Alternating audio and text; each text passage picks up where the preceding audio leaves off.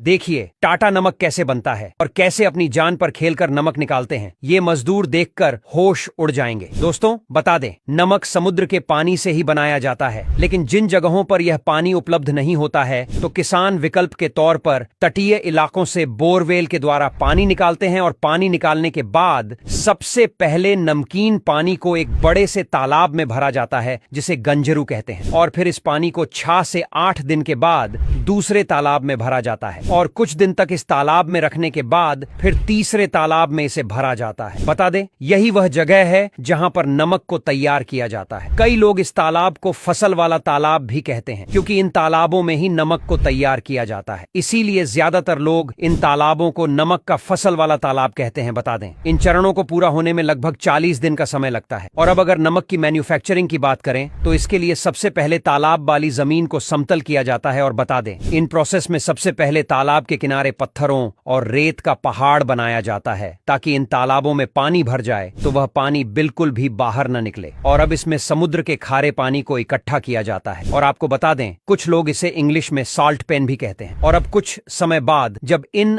Salt pen में से खारा पानी भाप बनकर उड़ जाता है और जो सॉल्ट पेन में नीचे बच जाता है तो वह नमक होता है। लेकिन अभी भी इस नमक को उपयोग में नहीं लिया जाता है। और आपको बता दें, मौसम अगर अनुकूल हो तो 1 एकड़ में लगभग 1000 बोरी नमक निकल सकता है। और इस प्रक्रिया के दौरान अगर बारिश नहीं होती है तो इस तरह से एकदम शुद्ध नमक बनकर तैयार होता है, जिसे खाने के लिए मार्केट में बेचा जाता है। लेकिन अगर वही मौसम खराब हो जाता है या बारिश वगैरह हो जाती है तो यह नमक अशुद्ध हो जाता है। और अब इस अशुद्ध नमक का इस्तेमाल किचन में नहीं किया जा सकता है। इसीलिए इस अशुद्ध नमक का इस्तेमाल झींगा पालन वाले तालाबों में किया जाता है। और अब तैयार हुए इस शुद्ध नमक को कई वर्कर्स द्वारा एक जगह पर इकट्ठा किया जाता है। और अब इकट्ठा हो चुका यह नमक अभी भी पूरी तरह से भी खाने के लायक नहीं हुआ है। इसीलिए इसमें और भी कई प्रोसेस किए जाते हैं और इसमें कई तरह की अशुद्धियां भी मौजूद होती हैं, जैसे कि रेत, कंकर वगैरह। और इन अशुद्धियों को नमक से निकालने के लिए इस नमक को वर्कर्स द्वारा फैक्ट्री में लाया जाता है और अब इस पूरे नमक को अच्छी तरह से धोया जाता है। और आपको बता दें, इस नमक को बहुत ही सावधानी के साथ धोया जाता है, क्योंकि अगर नमक में किसी भी तरह की रेत या फिर मिट्टी वगैरह बची रहेगी तो यह पूरा का पूरा नमक खराब हो जाएगा। और धोने के बाद इस नमक को अच्छी तरह से सुखाया जाता, और जब यह नमक अच्छी तरह से सूख जाता है तो फिर इस नमक में आयोडीन मिलाया जाता है। आयोडीन मिलने के बाद एक बार इसे फिर से साफ किया जाता है और अब इसके बाद इस नमक को